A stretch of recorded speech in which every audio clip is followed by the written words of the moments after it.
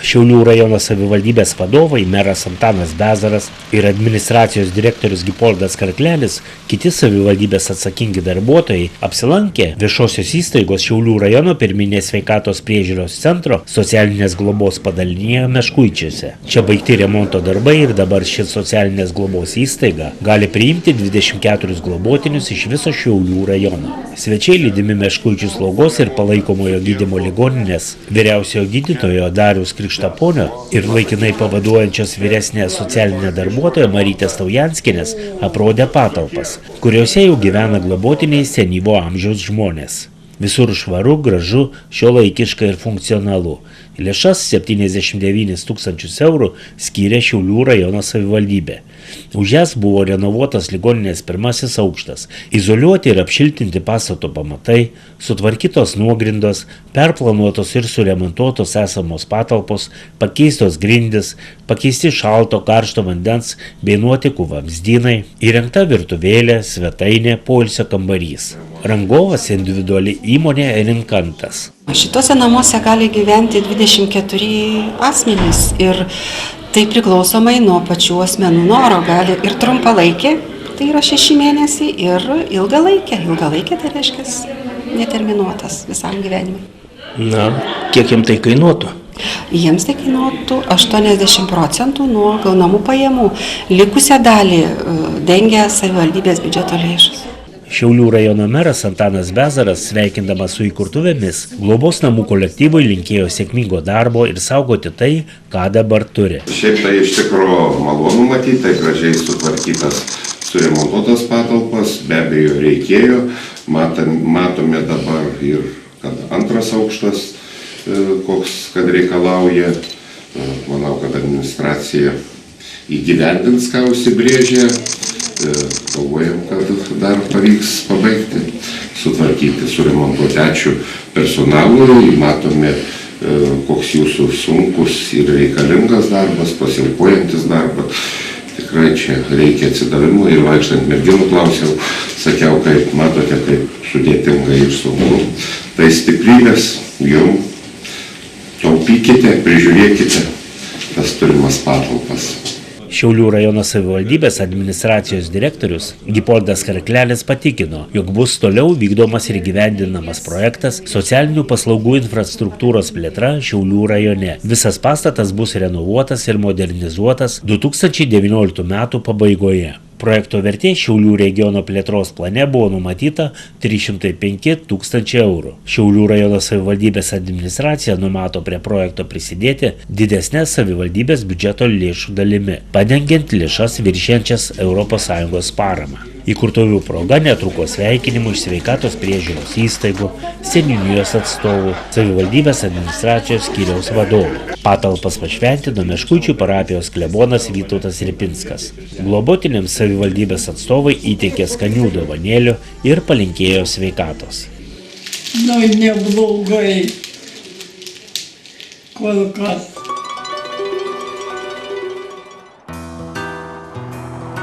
O dabar apsilankykime pas Šilkalnio kaime Varpotėnuose gyvenančius ir ūkininkaujančius Irmą ir Donatą Indriulius. Jie tik prieš 2 metus įkūrė savo ūkį, laiko didelę avių bandą, turi pulką paukščių, žąsų, ančių, vištų. Irma ir Donatas Indriuliai buvo išvykę padirbėti į Angliją. Pradžiai gyvenom Londone, paskui Bristolį ir paskui High Wycombe. Jo, High Wycombe ten netoli Londono toks nedidelis miestelis, panašiai Šiaulių dydžio. Ar tekdavo susitikti su kitais lietuviais? Visi lietuviai, kas išvažiuoja iš pradžių, ten kartu susimetę visi gyvena ir paskui jau... Pradžioje gyvenom iš vis 13 žmonių 3 kambarių name, kol visi išsiskirstėm po biškį geresnės vietas, taip ir į didesnį namą su 6 kambariais, tada 8 gyvenom. Paskui su jo broliu įsikraustėm į atskirą namą, 3 pagyvenom, paskui jau ant galų galo į butą. 2 išsikraustėm namuotis. Dirbote įvairius darbus, ir slaugė dirbote, ir jūs statyboje dirbote, ir apsaugoje dirbote, ir tą socialinį darbą kartu dirbote. Viską išmanote, viską žinote. O žemės ūkis, kodėl prisirišote prie žemės? Nėra. Čia nėra jokios priežasties. Šiaip. Tiesiog Anglijoje atlyginimai yra daug didesni negu Lietuvoje ir grįžti paprastą darbą čia Lietuvoje tiesiog su tą mintim, kad nebus įmanoma, tiesiog nebus noro dirbti, o žemės ūkis viskas nuo mūsų priklauso, ką mes dirbsim, ką darysim, kaip versimės, ką tik sugalvosim, viską galim bandyti ir daryti.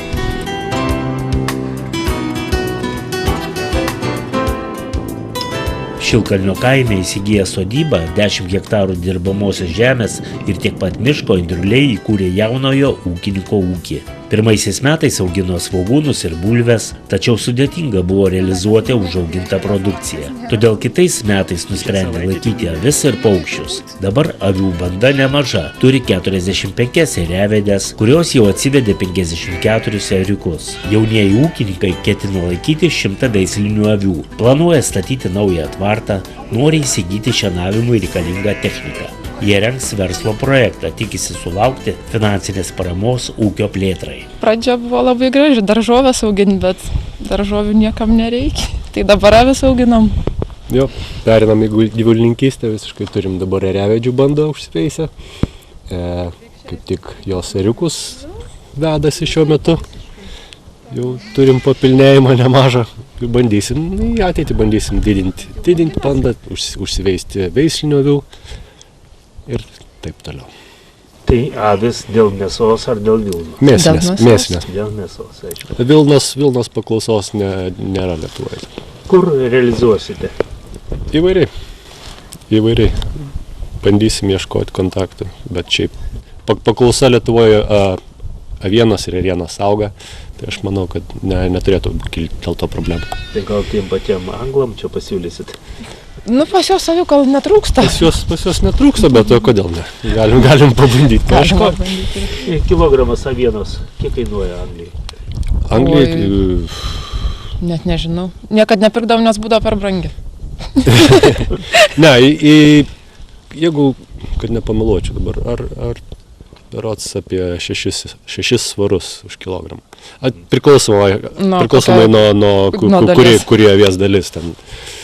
O Lietuvoje kainos ėriena, šiaip net nežinau, apie 6 eurus dabar yra kažkur, avienos po 5 eurus už kilogramą prašo. Ir kas dar? Ką dar auginate? Tai dėl savęs bulves auginam, dar morkas. Vištų, žąsų, ančių. Apie gyvulius. Apie viską. Tai kaip spėjate dviesi? Taip ir spėjom. Anksti kelies, ryties per galvą ir spėjai. Dar ožkas turime. Dar 2 ožkas.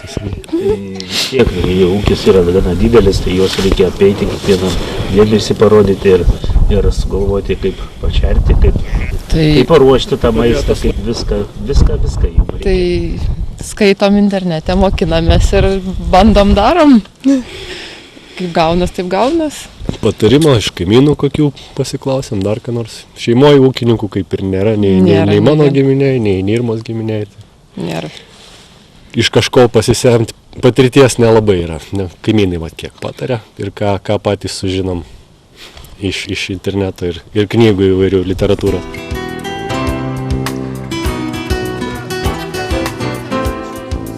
Jaunieji ūkininkai Irma ir Donatas stebina savo darbštumu ir pasiryžimu sukurti pažangų ūkį. Jie sako, kad ūkininkavimas yra pomėgis ir gyvenimo būdas. Tai aš noriu, kad dar, sakykime, atsirastų tokių jaunų žinomų žmonių, grįžtų tų pinigėlių užsidirbę. Dabar ten ir, kaip žinote, Anglijoje tos sąlygos gal jiem kažkiek griežtesnės bus ir gyvenant ten, kad grįžtų į Lietuvą. Visgi Lietuvoje yra tų žmonių, kurie jau nueinantis pensinio amžiaus, jie pavargę ir palieka tas žemės, norėtų, kad jų vaikai, nors jų vaikai, kiti ne visi vaikai ima savo tėvų pradėtus darbus žemės ūkyje tęsti, taip kad atsirastų daugiau norinčių tą mūsų Lietuvą puoselėtų.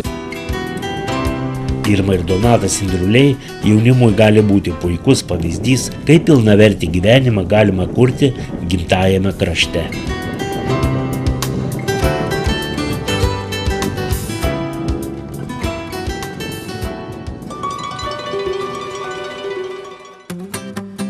Jau 15 metų Vokietijos Demino miesto jaunųjų europiečių sąjungos prezidentas Zigfridas Logelis su žmona Ingrida kuršėniškiai žino kaip labdaringus ir padėti siekiančius žmonės. Jie dažnai į Kuršėnus atveža reikalingų daiktų ir įrangos Kuršėnų ligoniniai, Stasio Glickio mokyklai, vaikų lopšeliams, darželiams ir neįgaliesiems. Šį kartą Zigfridas Logelis su žmona Ingrida apsilankė Kuršėnų ligoninėje, kur vyko nuoširdi popietė skirta pacientų poilsio kambario atidarymui. Ligoninės foje susirinkusius ligoninės medikus, ligoniukus ir svečius dainomis sutiko Kuršėnų Stasio Glickio mokyklos mergaičių choras. Mano namai, žolynai ir vėjas, čia aš gimiau, iš čia aš atėjęs, sesė žiūrėk, čia suteka upės, laumių pilvos, žuvelės supa, šokit, šokit ugnys, miško dvasios saugo, balto vėjo vaikė, debesys ant kalno, te dangus ir žemė, mūsų dvasios saugo, šokit, šokit pušys, legenda pasaulio. Svečius visada lydinti Kuršėnų Stasio Glickio mokyklos mokytoja Ramutė Zorienė Zigfridą ir Ingridą pavadino lyg tai pavasario paukščiais, kurie visada sugrįžta į Kuršėnus. Zigfridas Logelis pasidžiaugė dėmesiu jiems ir padėkojo už šiltą priėmimą. Jis pažymėjo, jog lankantis Briuselyje ir kalbantis su ES tarybos valdininkais yra pabrėžiamas socialinis aprūpinimas sveikatos srityje.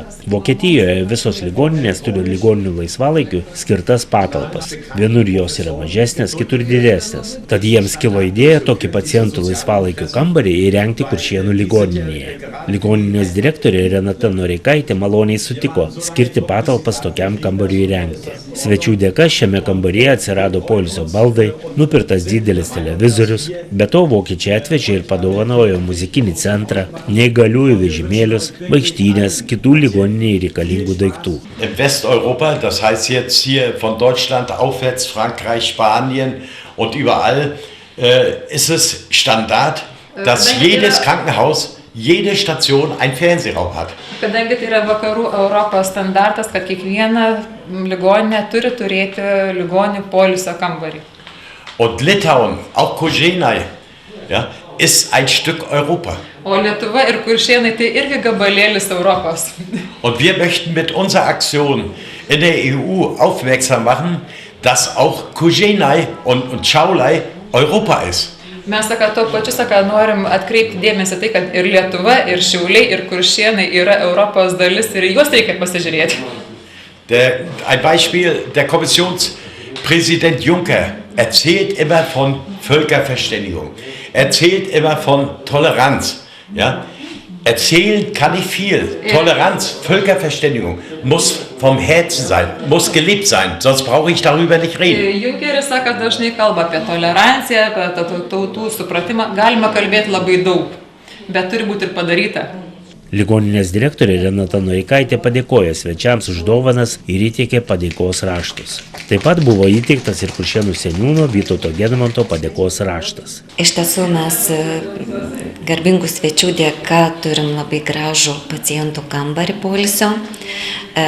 Bus ir ne tik tai lentynos, minkšta dalis, stalas, bet yra ir bus ir televizorius, ir muzikos grotuvą. Žmonės galės ir pasiklausyti muzikos, ir išgerti kavos, ir pabendrauti su savo artimaisiais, pasižiūrėti kokią laidą per televiziją.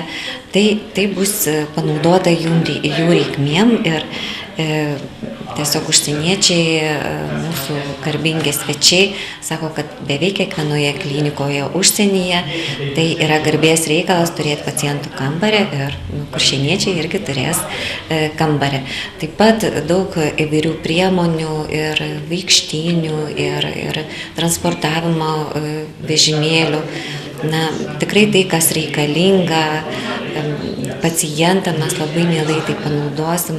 Zigfridas Logelis ir ponia Ingrida prasitarė, kad jau suka galvas, kaip suorganizuoti jaunimo forumą, kuriame galėtų pabendrauti Kuršėnų, Lenkijos ir Vokietijos jaunimas. Baigėsi antrasis tarptautinio projekto neformalūs ugdymo metodai formaliajame ugdyme etapas. Projekto partneriai Silemeja Vanalina mokykla Estijoje, Isklifit švietimo centras Islandijoje ir Šiaulių rajono švietimo centras. Švietimo centro partneriai Šiaulių rajono Kuršėnų Stasio Anglickio, Kuršėnų Pavenčių, Šakynos mokyklos ir Akmenės gimnazija. Gruodžio mėnesį pirmasis susitikimas vyko Estijoje, Silemeja mieste, o kovo 20-26 dienomis Šiaulių rajono atstovai sutiko svečius iš Estijos ir Islandijos Kuršėnuose. Šito projekto tikslas tiesiog pasisemti kuo daugiau patirties iš kitų šalių apie metodus, neformalius metodus, kaip jie padeda ugdyti mokinį, kaip padeda jam atsiskleisti, mokytis ir tiesiog mums patiems įgyti daugiau kompetencijų. Vyksta labai didžiuliai pokyčiai ir mes einame su pokyčiais kartu, nes tu turi mokytis ir aš manau, kad nesvarbu kiek mokytojo metų, jis turi dalyvauti pats būti mokymosi procese, kad jo darbas taptų kokybiškesnis. Ir keisti žiniomis su kolegomis iš kitų šalių? Taip, be abejo. Pirmąją vizito Šiaulių rajone dieną mokytojai ir kiti švietimo specialistai lankėsi vaikų darželėje Nykštukas bei Daugėlių vaikų darželėje, kuriuose stebėjo ir dalyvavo dainavimo, kūno kultūros, jogos bei kitose užsiėmimuose. Vakare neformalioje aplinkoje klausėsi grupės Neto koncerto. Lankėsi Šiaulių rajono atvirame jaunimo centre. Kitomis dienomis Kuršėnų Stasio Anglickio, Kuršėnų Pavenčių mokyklų bei Akmenės gimnazijos mokytojai vedė atviras pamokas bei kitas veiklas, į jas įtraukdami ir projekto dalyvius. Our aim in this project is to work with non-formal methods, that's our specialty. Jų tikslas, aišku, yra neformalūs metodai ir jie nori labai susipažinti su mūsų šalies, Lietuvos ir Estijos mokytojų patirtimi, kad galėtų tuos metodus pritaikyti savo šalyje. Первое, что, конечно, всей нашей делегации, я думаю, и группа Исландии тоже присоединится к этому мнению, это очень дружелюбное и большое гостеприимство. Куда бы мы ни приходили, в какую школу, все готовы к сотрудничеству, все готовы к обмену опытом и в школьных методиках, и к новым проектам готовы, и к неформальным методам. Очень дружелюбно принимают здесь, да. Если говорить конкретно о проекте и о действиях проекта, то, конечно, мы отметили для себя и интересные тоже методы, которые школы данного района, и гимназии, и основные школы используют, и как сотрудничают активно тоже с молодежным центром. Tarptautinio projekto dalyviai dalyvavo susitikime su Šiaulių rajono vicemeru Algiu Mačiuliu bei Šiaulių rajono savivaldybės administracijos švietimo ir sporto skyriaus vedėja Judita Šertvitienė. Čia parodytas filmas apie Šiaulių rajoną, pristatyti savivaldybės pasiekimai švietimo srityje, pasikeista atminimo dovanėlėmis. Projekto dalyviai suskaičiavo, kad per 5 dienas Lietuvoje apsilankė 22 švietimo ir neformalaus ugdymo įstaigose, bendravo su daugybė žmonių, ragavo įvairiausių patiekalų bei patyrė labai gerų emocijų bei įspūdžių. Trečiasis projekto dalyvių susitikimas įvyks birželio 17-22 dienomis Islandijoje. Šiandien laidoje tiek, susitiksime už savaitės kitą antradienį. Žiūrėkite sočiu.